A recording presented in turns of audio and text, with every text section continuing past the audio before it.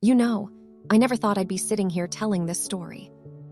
I spent years trying to be the kind of woman who didn't complain, who just kept going, kept her head down, did the work. Because that's what you do, right? That's what we were taught. You work hard, you love your family, you trust the person sleeping next to you. And I did all of that. God, I did all of that. My name is Victoria Lamb. I'm 41 years old. I live in Chicago. And until about 18 months ago, I thought I had built something real, something solid, a career I was proud of, a marriage I believed in, a life that made sense when I looked at it from the outside, and also, this is the part that matters, when I looked at it from the inside. I had been with the Meridian Group for 11 years. 11 years. I started there when I was 30.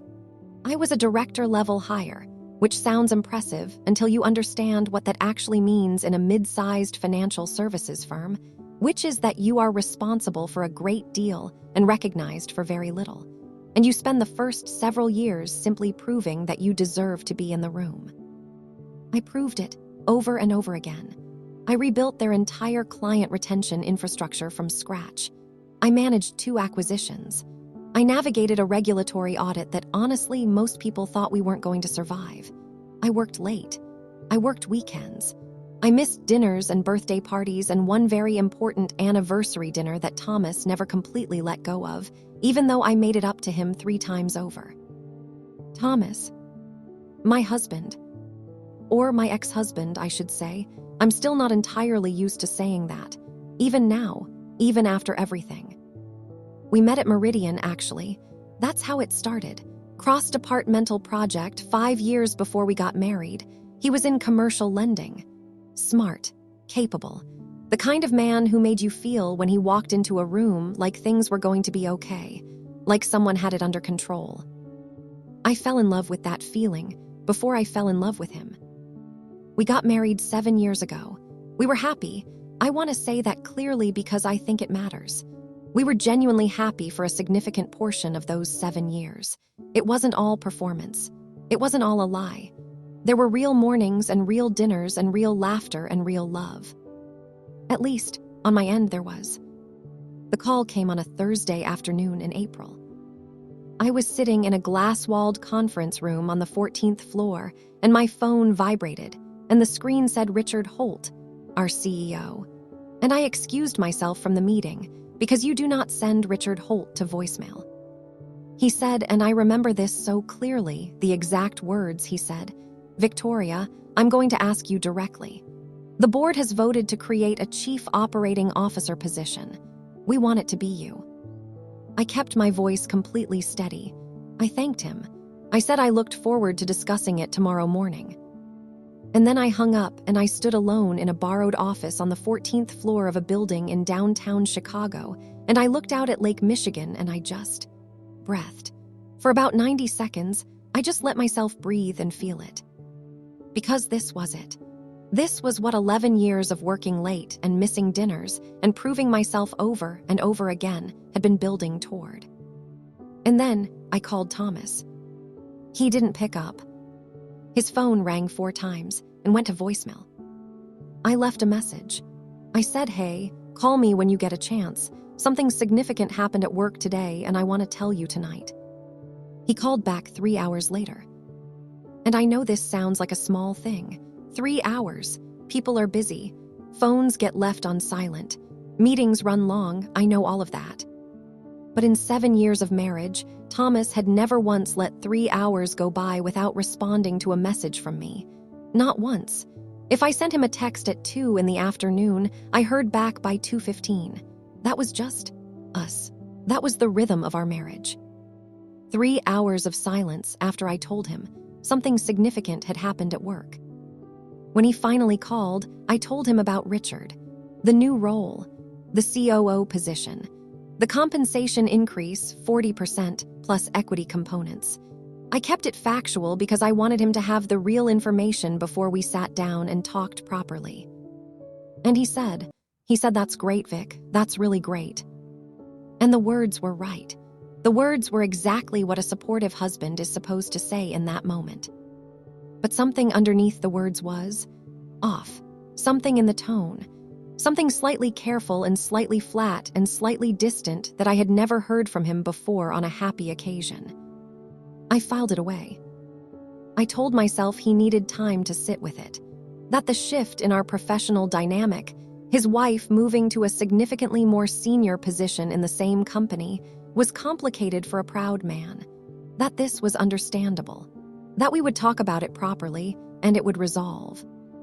I accepted the COO position the following Friday. The announcement went out company-wide on Monday. By Monday afternoon, I had over 200 congratulatory messages from colleagues and clients and people I hadn't spoken to in years. Thomas sent me a text at 11 in the morning that said, "Congrats, talk tonight." Not a phone call, a text, 11 words. We talked that night. He said all the right things. He said he was proud of me. He said the role was well-deserved.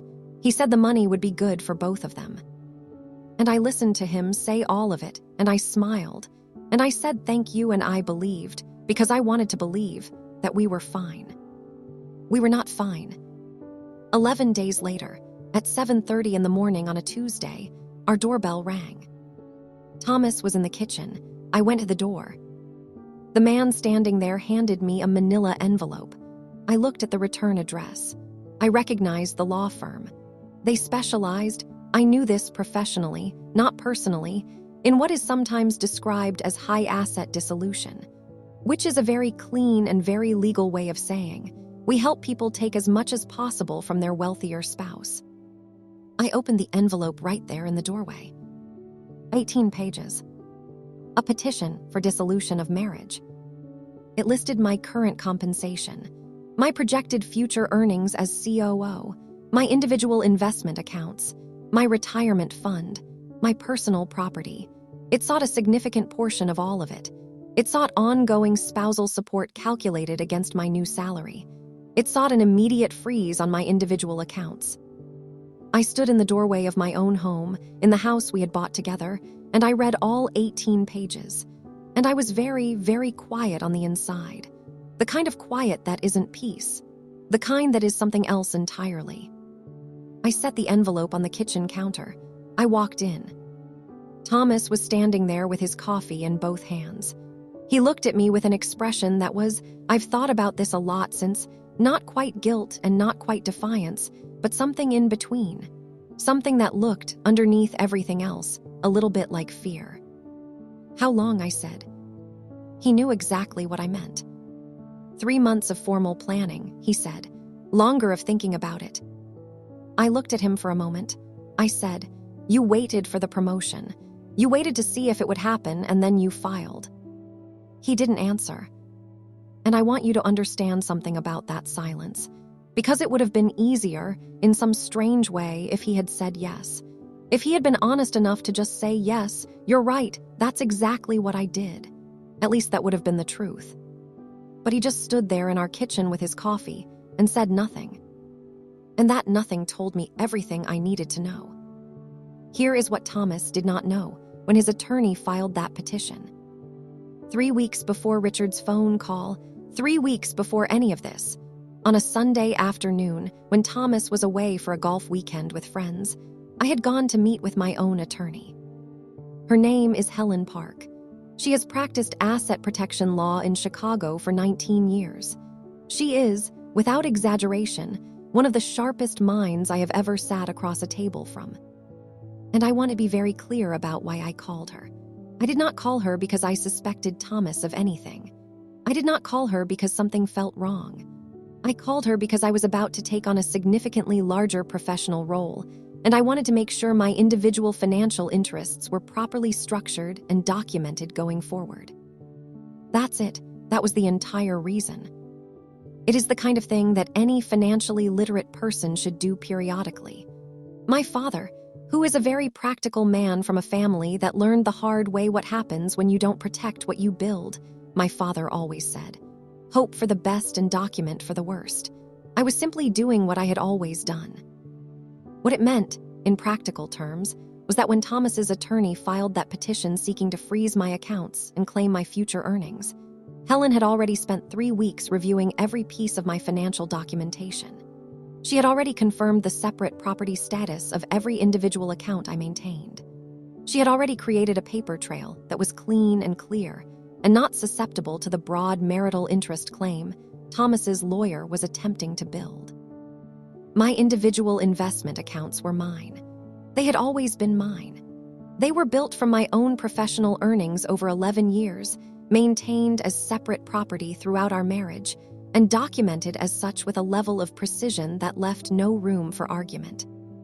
Thomas had built his case on the assumption that I was less organized than I am.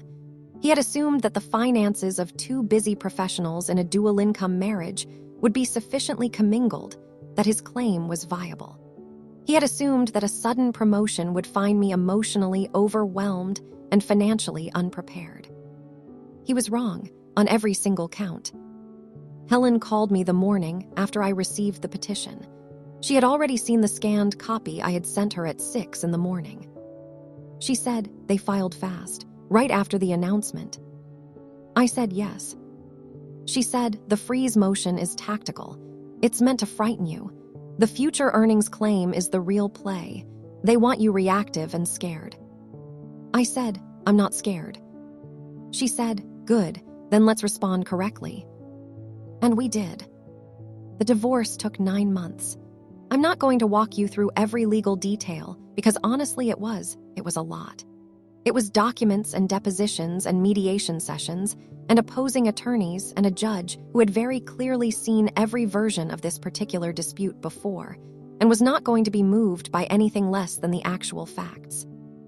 The actual facts were these. Thomas and I had been married for 7 years. We had both worked throughout the marriage. Neither of us had sacrificed our career for the other. He had not reduced his hours to support mine. He had not declined opportunities for my sake.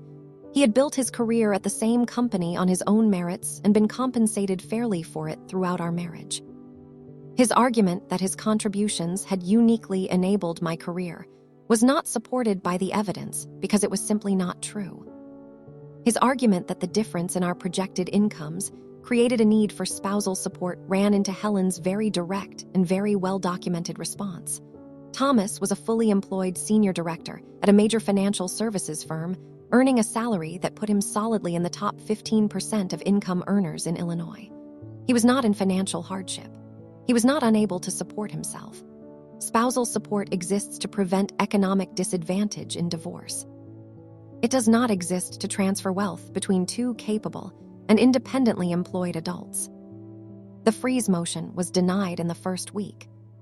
The final settlement was fair. The joint assets were divided in a way that reflected the actual contributions of both parties. My individual portfolio stayed mine. Thomas received no ongoing spousal support. He received a one-time payment from the joint estate, significant, but nothing close to what his original petition had sought. He left Meridian 6 months later. I heard he took a position at a competing firm. Now, I want to tell you about something that nobody asks about when they hear this story. They ask about the legal strategy and the settlement numbers and whether I saw it coming. They never ask about the work. I assumed the COO role on a Monday in May, 3 weeks after the petition was filed. From that Monday forward, I was simultaneously beginning the most significant professional transition of my career and managing a contentious legal dissolution that involved my finances, my home, my marriage, and 11 years of my life. I had attorney calls at 7 in the morning before I left for the office. I had depositions on the same days as board presentations. I had mediation sessions in the middle of weeks where I was also doing company-wide operational reviews. I did not miss a single professional obligation. Not one. I did not let the divorce become visible at work. I did not discuss it with colleagues. I did not allow it to touch the job because the job was something I had earned, and I was not going to let what was happening in my personal life contaminate the work I had spent 11 years building toward. But I want to be honest with you. There were nights, a lot of nights actually, when I drove back to the apartment I had moved into after leaving the house, and I would pull into the parking garage and I would just sit there, in the car, in the dark. Sometimes for 20 minutes, sometimes longer. Not because I didn't want to go upstairs, but because upstairs was so quiet. And the quiet had a texture to it that I was still learning to live inside. The texture of a life that had been broken open and was in the process of being rebuilt and wasn't finished yet. My mother called every Sunday. Every single Sunday, without fail, my mother called from Sacramento and we talked for however long we needed to talk. She never pushed. She never told me what to do. She just was there, on the phone, every Sunday. My best friend Janet, we've been friends since graduate school. She lives in Seattle now. Janet called every Wednesday.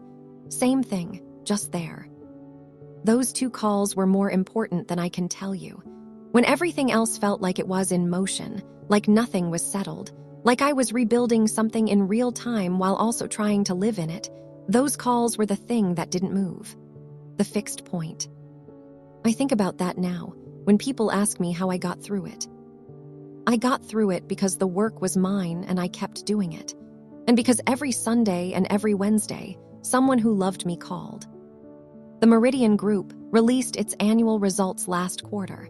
Strongest revenue performance in the company's 23-year history. The board extended my contract for 3 years.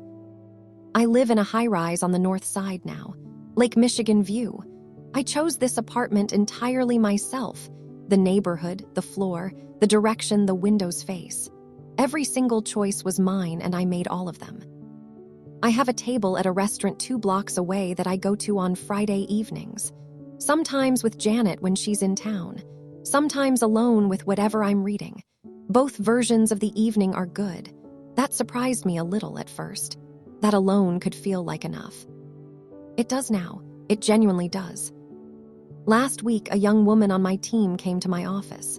28 years old, extraordinarily talented, right at the beginning of figuring out what she's capable of. We talked for an hour about a situation she was navigating. Before she left, she stopped in the doorway and she said, very quietly, almost like she wasn't sure she should ask, she said, "How do you stay so steady when things get really hard?" I thought about the parking garage. I thought about 9 months of 7 a.m. calls. I thought about the Sunday nights and the Wednesday afternoons. And I said, you decide that the work is yours. You decide that whatever else is uncertain or falling apart or in the middle of being destroyed, the work is yours. And you keep doing it. You just keep doing it. She nodded. She looked at me the way you look at someone who has survived something you haven't survived yet, but you sense is coming. I know that look. I wore it for a long time.